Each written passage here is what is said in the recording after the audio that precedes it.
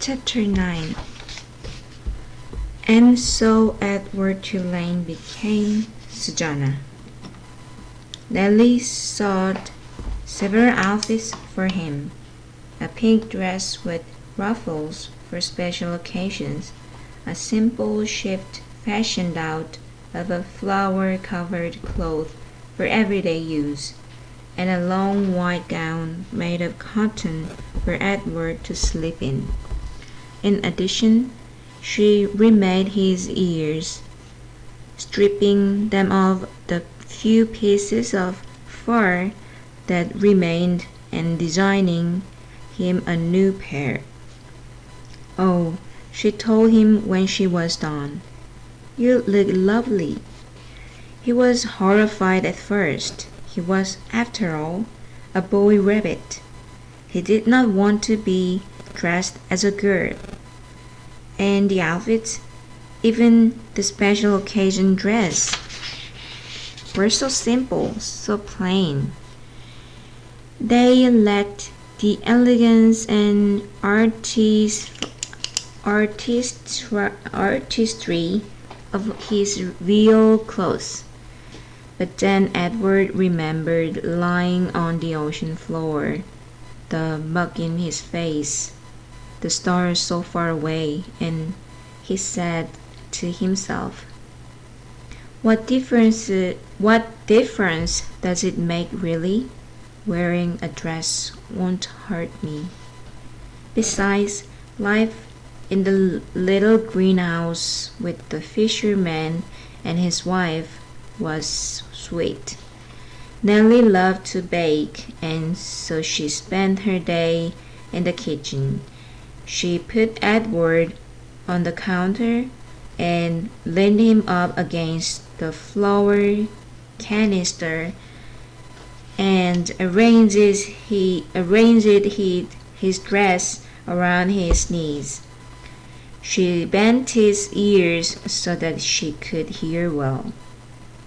And then she set to work kneading dough for bread and rolling out dough for cookies and pies.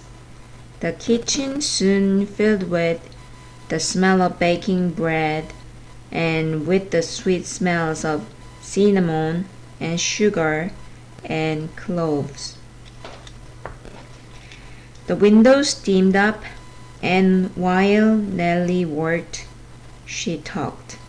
She told Edward about her children, her daughter, Lolly, who was a secretary, and her boys, Rolf, who was in the army, and Raymond, who had died of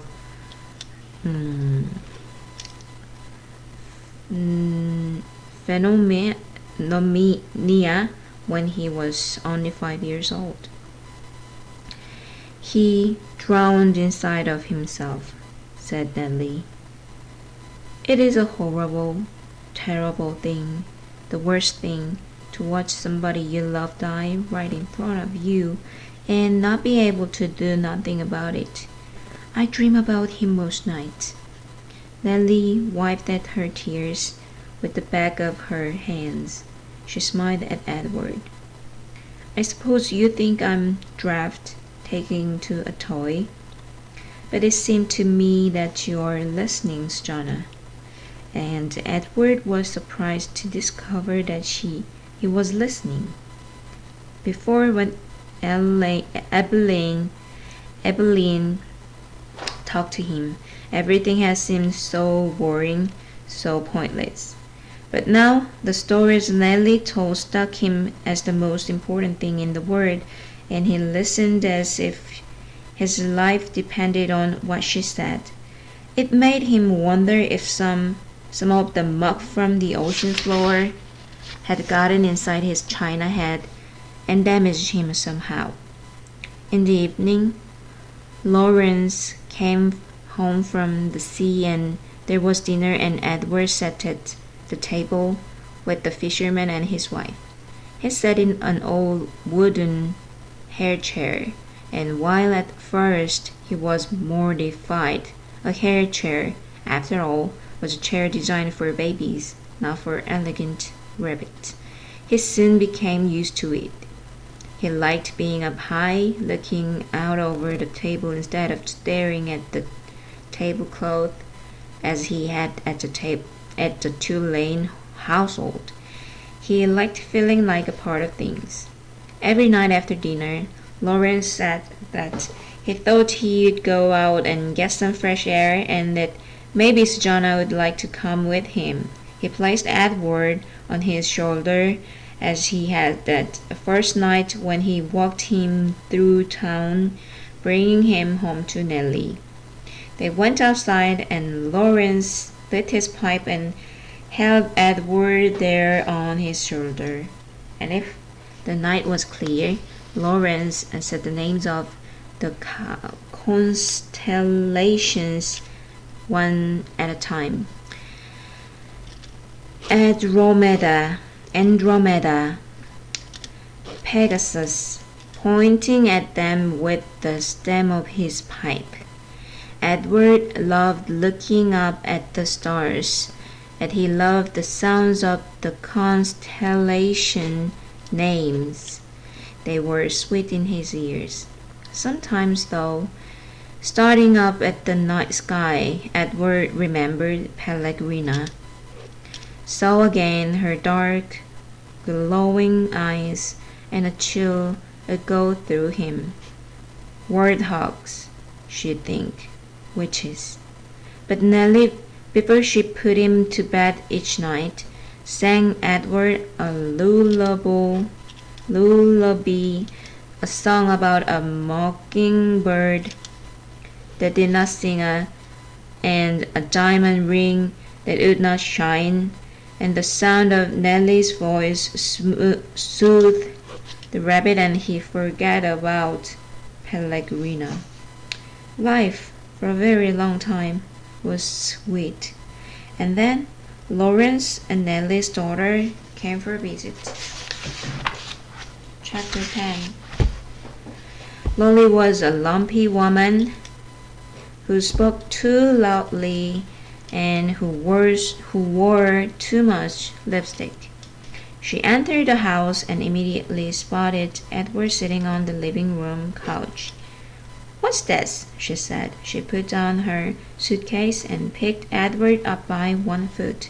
She held him upside down. "That's Susanna," said Nellie. "Susanna?" shouted Lolly. She gave Edward a shake. His dress was up over his head and he could see nothing. Already he had formed a deep and abiding hatred for Lolly. Your father found her," said Nellie. "She came up in a net and she didn't have no clothes on her, so I made her some dresses. Have you gone skeevy?" shouted Lolly. "Rabbits don't need clothes." "Well," said Nellie. Her voice shook. "This one seemed to." Lolly tossed Edward back on the couch. He landed face down with his arms over his head and his dress still over his face, and he stayed that way through dinner. "Why have you got out that old high chair?" shouted Lolly. "Oh, don't pay it no mind," said Nellie. "Your father was just gluing on a missing piece, wasn't you, Lawrence?" "That's right," said Lawrence without looking up from his plate. Of course, after dinner, Edward did not go outside and stand beneath the stars to have a smoke with Lawrence, and Nellie, for the first time since Edward had been with her, did not sing him a lullaby. In fact, Edward was ignored and forgotten about until the next morning, when Lolly picked him up again and pulled his dress down away from his face and stared him in the eye. "Got the old folks bewitched, don't you?" said Lolly. I heard the talk in town that they've been treating you like a rabbit child. Edward stared back at Lolly. Her lipstick was a bright and bloody red. He felt a cold breeze blow through the room. Was the door open somewhere? Well, you don't fool me, she said. She gave him a shake. We'll be taking a trip together, you and me. Holding Edward by the ears, Lolly marched into the kitchen and shoved him face down in the garbage can. Ma, Lolly shouted. I'm taking the truck. I'm going to head on out and do some errands. Oh, came Nellie's tremulous voice. That's wonderful, dear. Goodbye then. Goodbye, thought Edward as Lolly hauled the garbage can out to the truck. Goodbye, Nellie called again.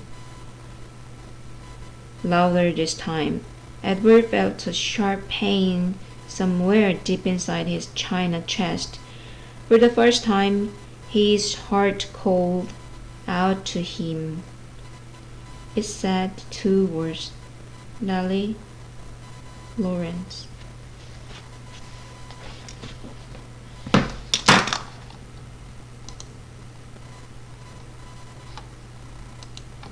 Chapter 11.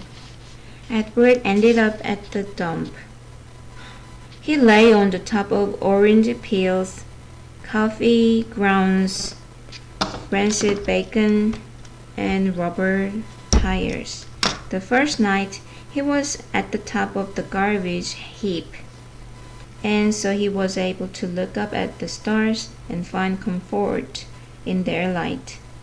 In the morning, a short man came climbing through the trash and rubble. He stopped when he was standing on top of the highest pile. He put his hands under his armpits and flapped his elbows. The man crowded loudly. He shouted, Who am I? I am Ernest.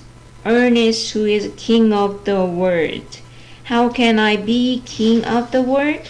Because I am king of garbage. And garbage is what the world is made of. Ha ha ha. Therefore, I am Ernest. Ernest, who is king of the world. He crowed again.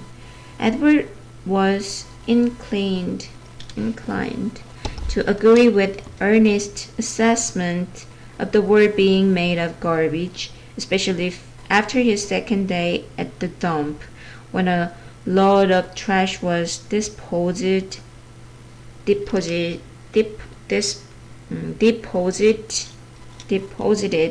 directly on top of him. He lay there, buried alive. He could not see the sky. He could not see the stars. He could see nothing. What kept Edward going, what gave him hope, was thinking of how he would find Lolly and exact his revenge. He would pick her up by the ears.